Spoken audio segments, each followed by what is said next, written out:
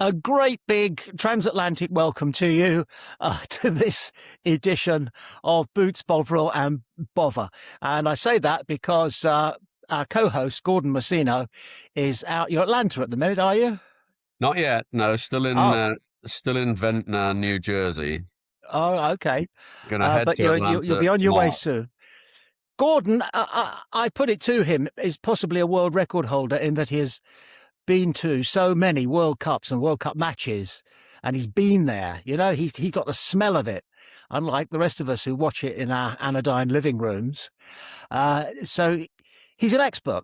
People hate being described as an expert, but you are an expert, Gordon, on the experience of the greatest sporting event on earth, the Football World Cup. So we thought it would be an idea just to pick your brains about some of the curiosities or indeed Yes. monstrosities that have buried their way into your memories. And of course, you being a man of impeccable memory, we should be. Oh, I knew you'd do a shrug there. But let's start off with, we've talked a little bit elsewhere about your first World Cup, which was 1966. Can I start by asking you why? Why that was my first World Cup?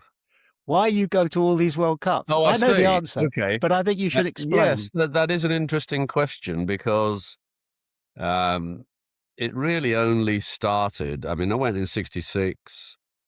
All the games, I'll come back to that. Too young to go in 70. We didn't qualify in 74 and 78. No need to go. 82 was in, where was 82? Spain. I did go to a game there, so I claim it as one of my World Cups. 86, too far afield, as perceived in those days. And then 90, and from 90, I've never missed one. Wow. It just sort of, it sort of just snuck into the blood, really. And, of course, it was helped by having 4 sons, all football mad, growing up. Our holidays with Katie, my long-suffering wife, tended to be World Cups, and then 2 years later Olympics, then World Cup, 2 years later Olympics. So the boys have been to a lot of World Cups and Olympics, as has Katie. And now it seems like, why not? It's something that you've got to keep doing till you're too old to do it. And I suspect I've got one more in me at least, hopefully. The Spain, Portugal, Morocco, and about 1,000 other countries World Cup. Yes. After that, not so bothered about Saudi. I worked in Saudi, and I wouldn't go back there, really. I've sworn I wouldn't go back there, but, another 8 years' time, if I'm still around and still able to totter about, who knows? That's yes, why. it'll be 64 teams, apparently. Yes, I know. By that one. And of course, That's almost everybody. The other reason why is in the hope, which used to be fairly forlorn, but is getting a bit less forlorn nowadays, of actually seeing England win it again. That's the holy grail, really. Let's run that one up the flagpole in a few moments, in a little bit's time. I've got so many questions I think I want to put to you about this fanaticism, and it is fanaticism of yours. It's brilliant. For example, is there a big contrast between the way the World Cup is perceived in countries where football is not a major religion, such as Qatar, the USA, Japan to a lesser extent, and the countries that live for football, such as Argentina and the rest of us, frankly? I can't comment on Argentina because I haven't been there, but I can comment even on this trip, having been to Mexico City twice. I mean, they are proper fanatics about football, and it is in their blood. And it is a huge contrast to Canada and the USA, who were. I didn't go to Canada either on this trip, but I bid around the USA, and kind of, once the USA, Team USA, got knocked out, it's sort of they turn their attention to everything else. And one commentator said, I think, tongue-in-cheek, I hope tongue-in-cheek, well, we can forget all about this soccer now for another 4 years. Mm. And sure enough, tonight, actually, in Philadelphia, is the baseball all-star game, and that is hogging the headlines much more than France versus Spain. So yeah, they're not. It's not in their blood. No. It really isn't. But I have been fortunate enough to be in countries where it is, like Italy, Mhm. Germany, Spain, all of those World Cups. Less so. I mean, not at all in Qatar. That was pitiful because they got knocked out in the group Mm. stages. But the interesting one was Russia in 2018, because it sort of should be a bit in their blood because they're a long-standing football nation. And they were sort of into it, but middlingly. Mm. Yeah. So, What about the travelling fans? Because the Norwegians, with their rowing chant, yeah. were spectacular. There was something almost English about the Norwegian fans. Yes. But what about the others? Are there communal events that I know the Americans didn't have a chance to do anything other than USA, USA. But do the Argentines have an anthem or I, a chant, a well, gesticulation, I'll certainly for find example? out. I'll find out tomorrow. Mm.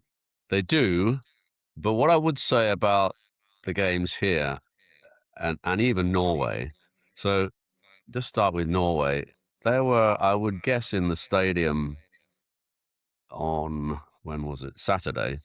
There were probably about 4,000 to 5,000 Norwegian fans from Norway. It always looks as though it's masses more because Mm. loads of Americans suddenly decided to wear Norway shirts. All were, Really? oh yeah, yeah, yeah, all part of the Now Norwegian. that didn't come across at all. Oh yes, yes, yes. They so fair play to them. I mean, it took me a while to find some Norwegians from Norway to have a chat to. Well, Yeah, a that lot of is a them were just, revelation. you know, Yanks. Yanks, or are you from Norway? Yes. How long have you lived here? 35 years. Oh yeah. Okay, fine. Oh yeah. But they did a great job of showing the rowers from sort of narrow camera angles. Yeah. Fair But enough. I mean, there were definitely lots of them, but yeah. Yes. And it's, you can multiply that in spades with Argentina. I mean, everybody's wearing Argentinian shirts, Messi shirts.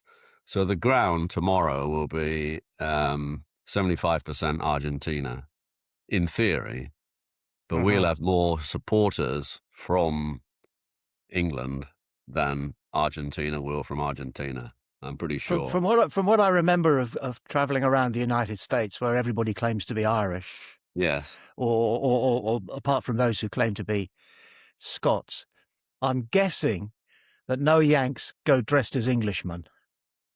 No, yes, a lot of them do actually. Really? You have to be a bit careful here because there's a huge traveling support from Florida, including, a couple of my very best mates who've been to every game. But Declan, for example, has lived over here for 40 years. But if you got him on the podcast, he's got an English accent still. He's from our part of the world. He went to Hampton School, not our school. But so there's a lot of people like him particularly in Florida, and I'm sure from around the rest of the U.S., the Eastern Seaboard, Mhm. people who were born in England, brought up in England, and have sort of moved over here. Lots Mhm. of those.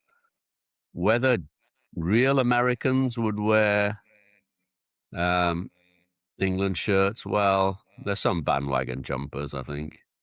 Yes. You can always tell the difference because they will always say to you, "Go England," which an Yeah. English fan would never say. No. You know who? Yeah. No. But we do cling to our traditions, though, because a Yeah, club that you and I mutually support for slightly different reasons, Portsmouth, their fans, loud and abrasive as yeah. they can be verbally, they still chant something that goes back over 100 years, which is "Play up, Pompey." Play up And I'm Pompey. afraid you don't hear that line of encouragement actually uttered from an individual, but you do when it's 15,000 people at Yes. Fratton Yeah. Park. Yeah. They sing it with pomp. Yeah. I'm going to ask you a question, Yeah. um, and it's this: take 1966 out of the equation, Yeah.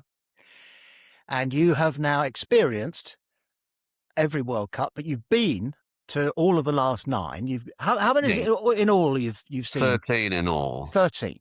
Okay. Yeah. Does if you look back, does your selection of the next most enjoyable World Cup after 1966 all depend on England's performance or otherwise? Yes. Yes. Um, although Good. England have got further in some World Cups. But actually, my most enjoyable World Cup, apart from '66, quite bizarrely, it was Qatar.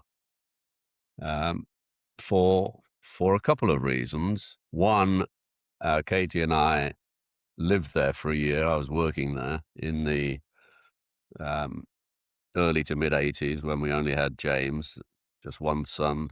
I did a year at Qatar General Petroleum. It was incredible to see how much it had changed in 40 years. What was at one end of the Gulf, the tallest building in Qatar when we were there, is now by some distance the smallest building at the end of that, and there millions of skyscrapers have shot up. Oh. The other reason was that it was, and I don't advocate this, but we took advantage of it. It was all in one city. It was not a Mm, country World Cup. It wasn't, And so mm, sometimes we could get to 2 and even 3 games in a day without being Gianni Infantino and having a helicopter.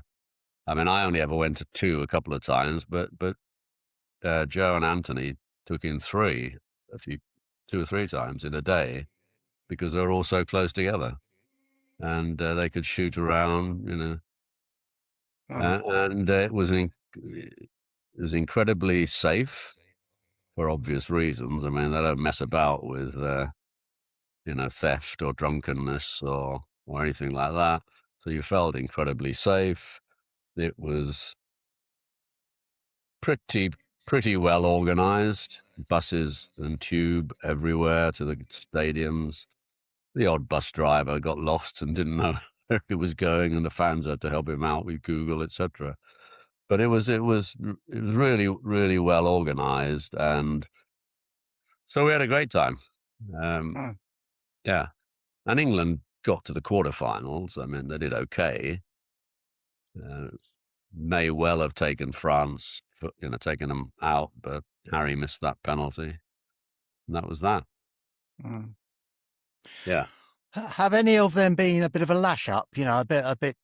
You mentioned some of the excellent organisation, in spite of the odd bus getting lost. yeah, I'm yeah, I'm, I'm guessing this. I'm dealing in stereotypes here, but I would yeah. imagine it was very well organised in Japan. Maybe a bit more chaotic in Russia. Um, right on one count, wrong on the other. Japan, yes. I mean, it wasn't. They didn't particularly have to do anything special to organize it in Japan. I mean, the trains always run to within 1 second of their schedule, whatever happens, and of course they did. They ran. So that was great. I mean, we also went to Korea on that trip, which was also well organized. The ground we went to in Korea was walking distance from the center of the city, no problem. Apart from the fact that Portugal lost to the USA in that game. Yeah, so that was all well organized, but I think that you would find that if you went to Japan and South Korea today, it would still be brilliantly, your general Mm. transport would be brilliantly organized. They didn't have to do anything special, I don't think. Mm. But Russia, um, in terms of transport to and from stadiums, it was the best I've ever experienced. Really? Yeah, and the boys still hold up the example of from the time the game finished at Luzhniki or Spartak stadiums in Moscow, you would be in a bar downtown within an hour, and we And getting compare that served. getting served. We compare that to Wembley, where you have to sort of queue up Yes. in that enormous queue to get on a tube if it comes, Yes. if not. But Yeah. somehow they'd manage, and Luzhniki is 90,000, I mean, it's not a small stadium. The other one's about 50,000. Mm. But somehow, I mean, one of the things that Luzhniki had, for example, was they had one tube station at one end and another at the other end. Genius. So, you didn't all have to cram down towards Wembley Park or something No. like that. It just trains every 5 seconds. They're straight into town. It was great. Do you know I- if the home countries make money out of hosting a World Cup, or do they see it as an investment in their image? Well, I think in the past they've seen it as an investment in their image, but of course, in the land of the free and the home of the brave and the mighty dollar, they definitely want to make money out of um, Everything. everything. And just a couple of examples. I mean, the most egregious of the lot are Boston and New York. So for Boston, where the stadium is nowhere near Boston, it's in Foxborough, about an hour away. They still say Boston. Um, the only way of getting there was driving and parking, $300, please, or getting the train, $90, please, which is 10 times more than it normally is, or getting a shuttle bus, Mm. $105, please. And New York, the same. You've raised something which came into my mind 5 minutes ago, and I thought it would be indiscreet of me to ask. Uh, there's a man on the news at the moment in the UK who is a England supporter, who is telling the reporter that if we beat Argentina, he's going to have to sell his car. To do Now, what? to afford the rest of the trip. Oh, I see. Okay. And I think probably we'll skim over the precise details, but there came a clue a moment or so ago when you told us that you worked in Arab petrol Yeah. a while back, because this hasn't been a cheap experience for anybody, has it? No, it really hasn't. And I take my hat off to the lads who are, still working, having to take time off work, having to find the money from somewhere. Selling your car might be a bit extreme, but I can appreciate why, because, even back when we bought the tickets, they call Follow England tickets, which we get as England fans, in January, we had to stump up the money to go all the way to the final. You didn't have to, but if you wanted to buy a final ticket in January, you had to hand over $4,150 for said ticket, which was the lowest category. I mean, you could have paid more. And so FIFA have had that money ever since January from not only England, but I'm sure from Spain, France, Germany. Well, they'll have refunded it now to Germany, but Mm. they'll have had that money from all these countries who thought they may get to the final or the semis or whatever. Then you had to pay up front.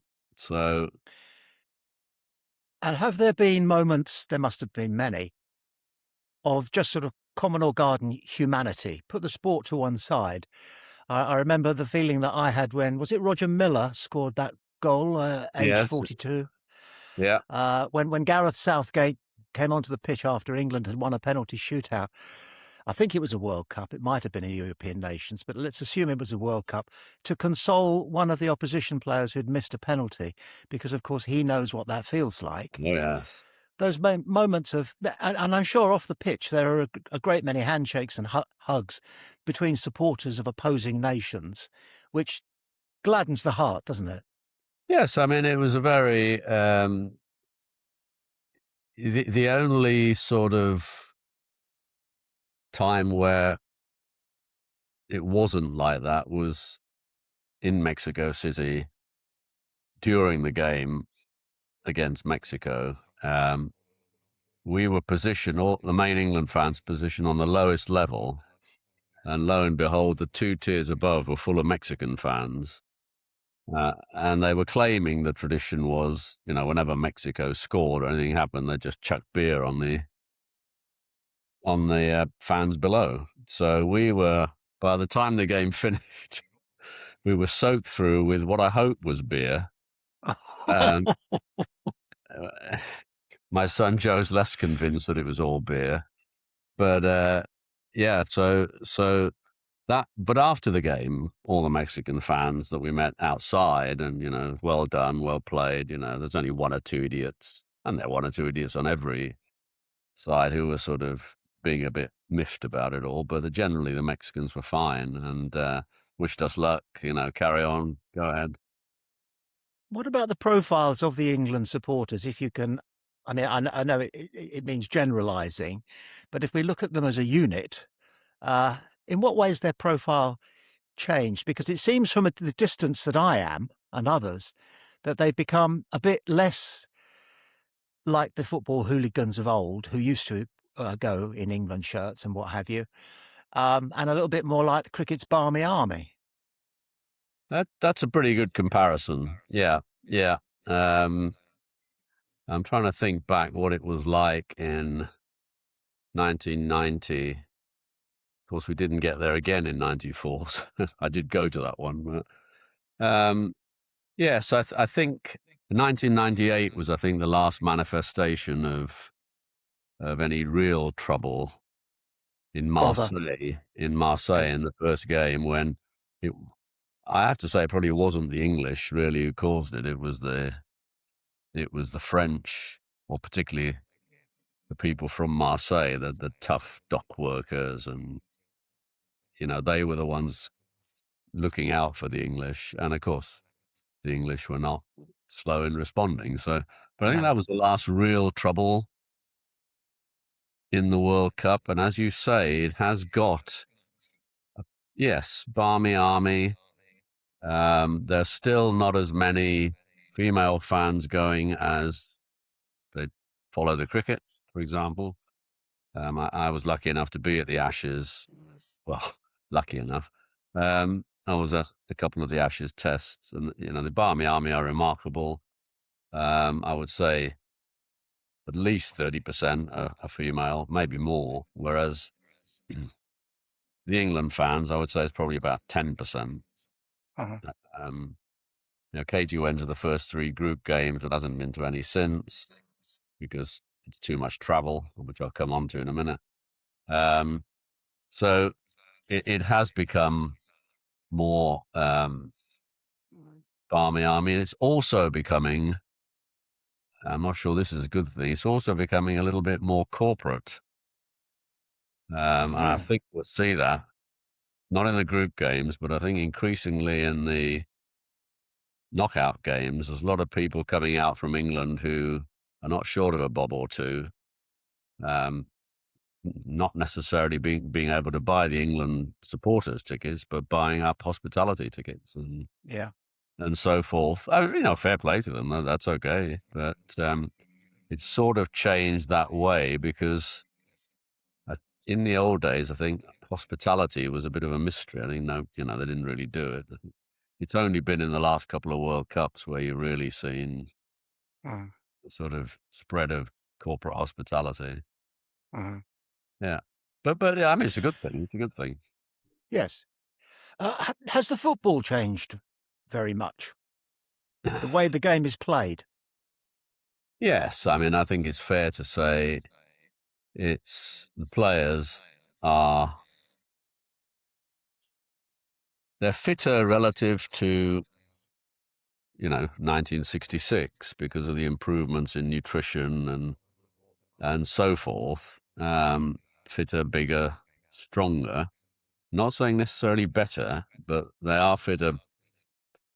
And so, does it change the way it's played? I mean, it depends on which teams you're talking about, really. And it's a huge difference, which I think we'll see today, between the way France play and the way Spain play. France, four forwards, go, go, go, attack, attack, attack, generally speaking.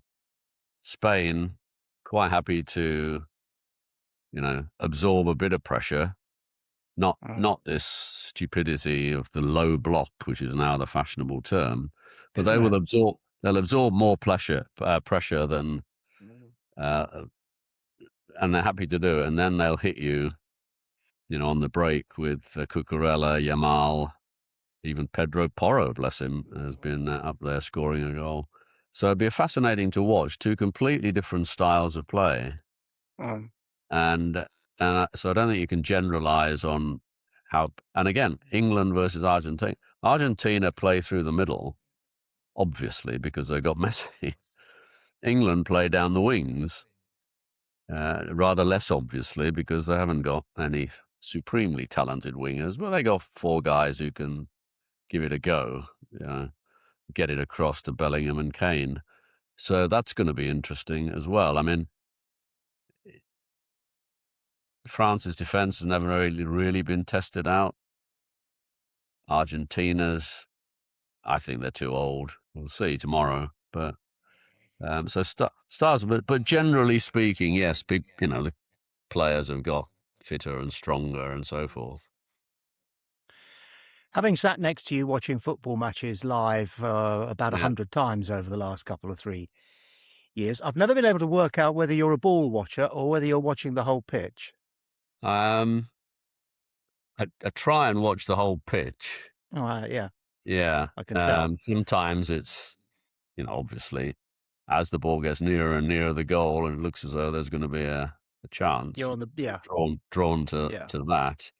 But yeah, I do like to look at the whole pitch. Yeah, and you can see things like, I mean, everybody bangs on about, Mbappe and rightly Mbappe, Messi, Haaland, Kane.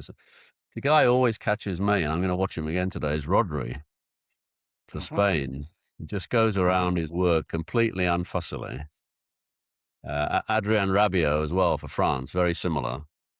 The engine room boys that kind of make it all happen for the big guns, and don't really get much praise for it. And against Argentina, are you expecting to watch more than your fair share of Messi because he's a threat or because he's one of the many legends, but perhaps the most legendary player you'll ever see? Uh, Probably the latter, although I did see both Pele and Maradona, and I've still got them numbers 1 and 2 with Messi at 3.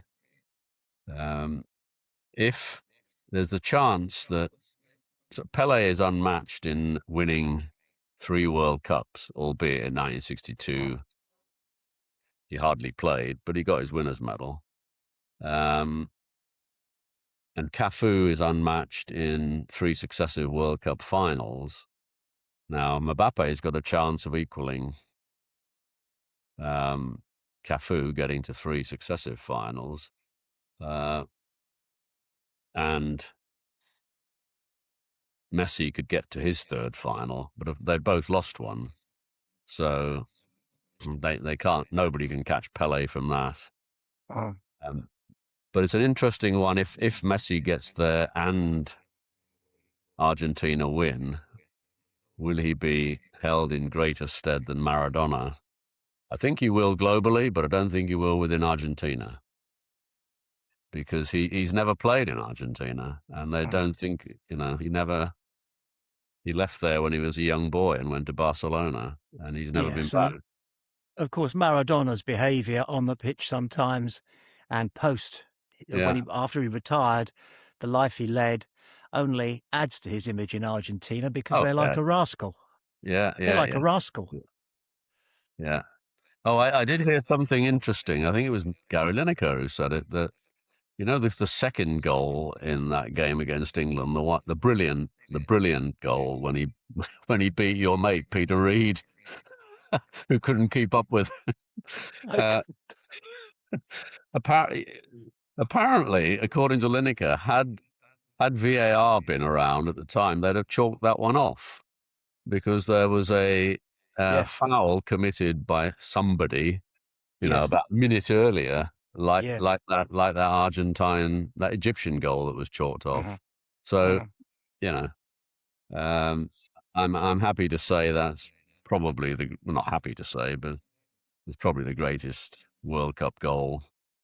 Goal of the century, they call it Second, sometimes. second greatest. I think the greatest team goal was the fourth one in the Brazil final that Carlos Yes. Alberto scored. Unbelievable. The whole Brazilian team Unbelievable. touched it at least once. Yeah. That dribble by Rivellino, I think he took 4 men out of the game with barely Clodoaldo. touching Guadaldo, Clodoaldo. was it? It was Clodoaldo. Yeah. Without actually touching the ball. Yeah. He just feinting he's Yeah. going What that a way. No, not going that way. Yeah. It was He fantastic. he was an incredible player, but a bit unsung in that team with the likes of Mm. Rivellino and Jairzinho, Well, Tostino, etc. But well. he was a brilliant player. And Uh, Tostao just didn't look like a was he in that team? He didn't look like a footballer at all. well, it was No, Tostino and Gerson. Neither of them looked like footballers. but they could play a bit. Oh my God! Yeah, yeah. You Tostao, bless him, is still going, and he's being very, very strident. I've been reading about how Brazil football's lost its soul, um, and its mystique. He understands why. I mean, all these Brazilians are going abroad the minute they have one season under their belt. They go and earn loads of money. Well, why not? yes, But his point is that. In the old days, before television became so ubiquitous, I mean, Brazil had this mystique about them that a lot of the teams were beaten before yes, uh, the game started, and yes. probably not necessarily correctly. I mean, he said, some of our sides weren't that good, but Mm. we were Brazil with the yellow shirts. Yes, So yes. yeah, You mentioned a moment ago about the travel. oh Yeah, your feet have literally not touched the ground. well, I've just calculated it, or I just got my good friend ChatGPT to calculate the travel so far, and it's nearly 20,000 miles if you include the flight over from England to Mexico, which started the World Cup. But yes, this will be the seventh game England have played. 6 of them will have necessitated an hour's drive to Philadelphia Airport and then flights somewhere. One was in Newark, so that was only a couple of hour drive, and the final's the same. So this is the last trip to Atlanta. Yeah. And we've been staying a couple of nights every time. This time we're trying to get away with a day trip. So we've got a 4 o'clock start tomorrow morning to get the 6:25 from Philly. Hopefully, well, there are a couple of flights after that in case this one's delayed or cancelled. And then after the game is an 11 o'clock flight back. Gets in at 1 in the morning, Thursday morning, and then we'll drive back home. So squeeze it into a day. But yeah, the travel has been a bit relentless. Every couple of days somewhere. I mean, as Joe and I were saying to each other, we didn't really expect England to get this far. we, No, we thought, well, it'll be all over after about the last 16 absolutely. or last 8. Well, last 16, realistically, playing Mexico City in Mexico, Shouldn't have won that. most people thought, well, Yeah, you know, done well well, to get that far. yeah, yeah. But anyway, here we are, semi-finals, and I think we've got an exceptionally good shot against an Argentinian team that I've watched a lot of them. They've got some good players. For some bizarre reason, they've not started Alvarez. I think they might this time. They've got Messi, obviously, who can do anything. But But as my mates from Florida have said, this is the most he's played in minutes, for a long, long time. He's got to be getting tired. So I don't know what the state of play is in the England camp. There's all these rumours about Rice still being knackered, and Yeah, there is. we're not sure whether Reece James can do 2 games in a row or whatever. But Saka, is he carrying an injury? Why doesn't he start, etc.? But I think we've got a good shot because then, especially their defence, not very good. Apart from Right. Saliba, not very good. Fullbacks very dodgy. Romero, Tottenham fans will tell you they're astonished that he's playing so well in the World Cup.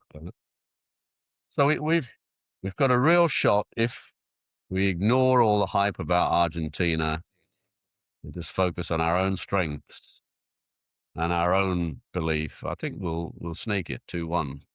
Wow. I'm Okay. hopeful. Yeah. Brave prediction. Well, I've got one tidbit of breaking news for you oh yes, from the old country. That's us. yes, All right. It's well known on this podcast that you're a lifelong Spurs fan. yes. And the breaking news is this. I've As heard you it, will I be think. Go Go on. on. All right. Vuskovic? No, Count Oh, no. Binman. Oh, Count what? Count Binface. Who Binface, is yes. standing against Nigel Farage for Yes. the now currently vacant Clacton-on-Sea seat, Yes. has been revealed as being a lifelong Spurs fanatic. Could only be, yes, well. He's There you even written and had published a book about his lifelong devotion to Oh, I'll have to Tottenham. read it. So No, there the you one I are. was thinking of was the Spurs selling this young lad Vuskovic for 50 million apparently to Bournemouth. He hasn't played a game for Spurs. Really? No, he was on loan last season to Well, Werder this is stuff Bremen. for this is stuff for another podcast, because Bournemouth, as you know, are putting their hands in their pockets. They're doubling the size of that leafy little stadium Yeah. that Oh, are they've they? done so well Oh, in. Yes, they're going up to 20,000, all right. whereas it stood at 10,000, and they've done so well on that. But then, of course, all the money comes in from television rather than Yeah, the turnstiles these days. Well, listen, good luck All with right. everything. Give them a shout for us. Will If do. you see the cameras on you, give us a smile. Yep, we'll try. You never We'll know. try. All right. Talk soon. All right. Take care, Bye, Gordon. bye, Thank bye, you. bye. Talk soon.